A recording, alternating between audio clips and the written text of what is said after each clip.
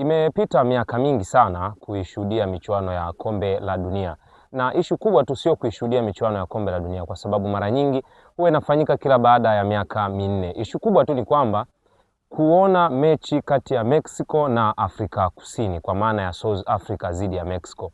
Ilikuwa ni mnamo mwaka 2010 pale Johannesburg, Souk City pale Afrika Kusini. Sasa kambi imehamia kwenye uwanja wa Mexico City pale Mexico, kwa maana ya kwamba mwaka 2026 tarehe 11 siku ya leo tena kushuhudia mchezo wa Mexico dhidi ya South Africa pale Mexico City. Sasa nipo hapa kwenye Tembo Mastori na kwenda kuangazia baadhi ya story kuhusiana na hiyo mechi.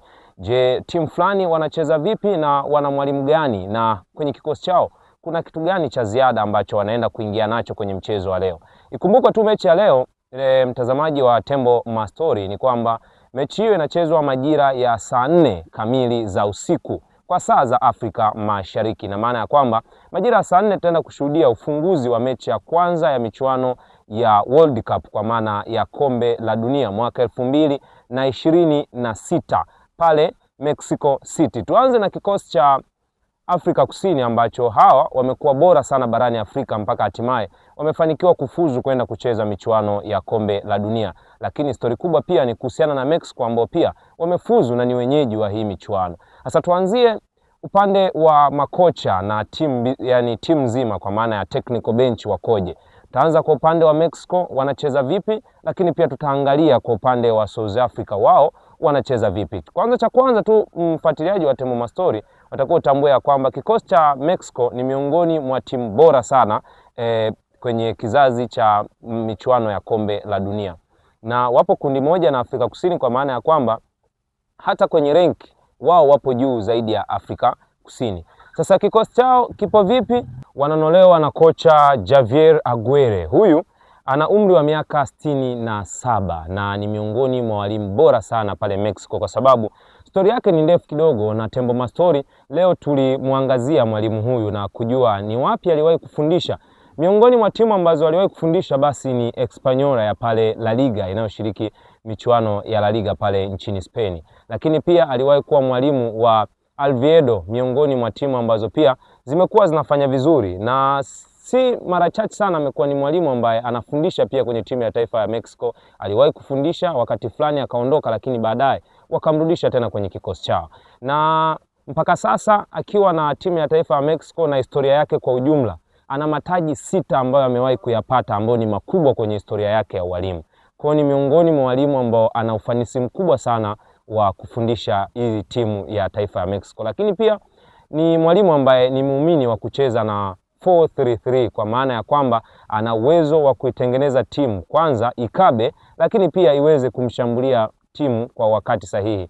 Hiki kitu kimekuwa kinaonekana kwa mwalimu wa kikosi kazi cha wekundu wa Msimbazi Simba, mwalimu Steve Barker. Kwa hiyo formulation ambayo huwa anaitumia mwalimu Steve Barker ya kwanza, mfano na Elie Mpanzu, Anse Oura pamoja na Lebase Gwe, wote kwa pamoja ndio formula ambayo mara nyingi anaitumia mwalimu Javier ambaye anaifundisha timu ya taifa ya Mexico. Huo ni mfano mfupi tu kuhusiana na kocha, lakini twende tukaangalie sasa wachezaji ambao wanawatumainia kwa kiasi kikubwa.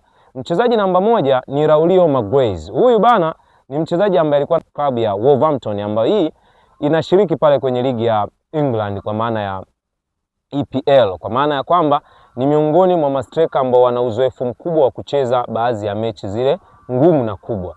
Na historia tu ni kwamba kwenye mechi alizocheza kwenye EPL amecheza mechi takribani amecheza mechi 17 na amecheza mechi takribani 36 hivi, na amefunga magoli 9 na kuasisti mara 3. Kiwango kizuri, na ana futi 6.2, futi ambayo kiwalisia kwa mabeki wana kazi kubwa ya kufanya kwenda kumzuia mchezaji Raulio Magalhaes. Lakini tuhamie kwa mchezaji mwingine. Huyu bana ni mchezaji anajulikana kwa jina la Juliano Guinness. Huyu sasa ndo ana rekodi kubwa na kali kwenye kikosi cha timu ya taifa ya Mexico, kwa sababu huyu anacheza Saudi Pro na ni kwenye timu moja ambayo inaitwa Al Qasni, ambayo hii bana pale kwenye ligi ya Saudi Pro kwa maana ya Saudi Arabia amecheza mechi 31, na kwenye mechi 31 alizocheza amefanikiwa kufunga mabao 33 na kuasisti mara 4, kwa maana ya kwamba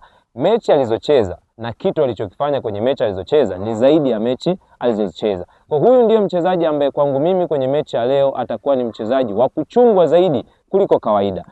Kwa kocha wa timu ya taifa ya Mexico tulikuwa tunajaribu kumwelezea hapa na takwimu zake ni kwamba tu amefundisha timu ya taifa ya Mexico kwenye mechi 29 na kwenye mechi 29 kashinda mara 17. Mara 17 kashinda na katoa draw 8, lakini kapoteza michezo 4. Wastani wa kwamba mechi ya leo Afrika Kusini atakuwa na kazi kubwa sana ya kuadhibiti Mexico kupata ushindi, kwa sababu historia yao kwenye mechi tu 29 inaonyesha ni miongoni mwa timu ambayo inafanya vizuri.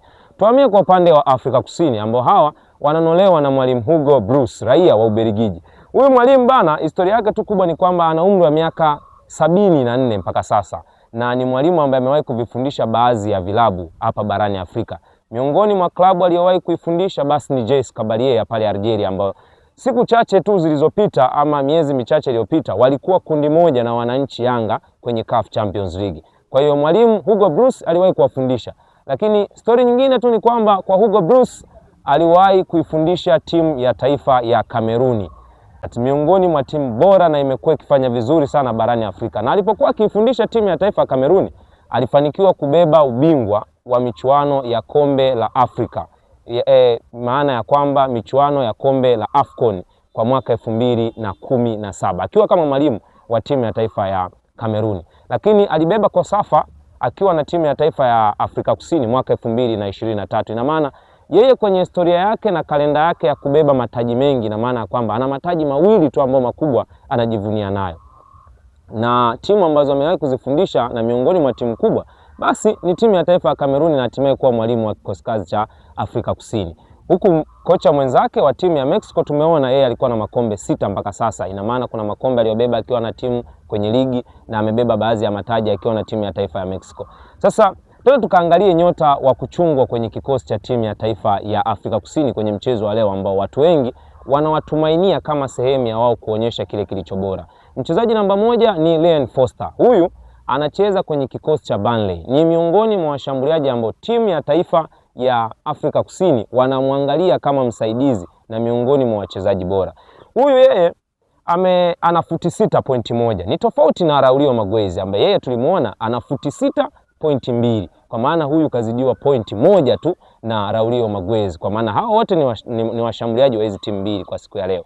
Na Foster bana amecheza mechi 26 na amefanikiwa kufunga goli 3 na kuasisti mara 2. Kwa maana katoa mchango wa magoli 5 katika mechi 26.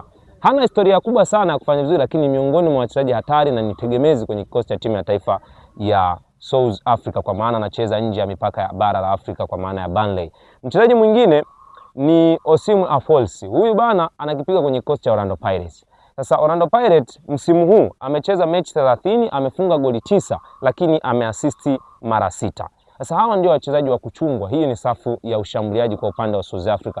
Tukaangalie upande wa kikosi ambaye mchezaji mwingine ambaye wanamtumainia zaidi ni mlinda mlango Ronnie Williams. Huyu anakipiga kwenye kikosi cha Mamelodi Sundowns. Kumbuka Mamelodi Sundowns siku chache tu zilizopita walikuwa ni mabingwa wa CAF Champions League kwa maana ya kombe la mabingwa barani Afrika. Sasa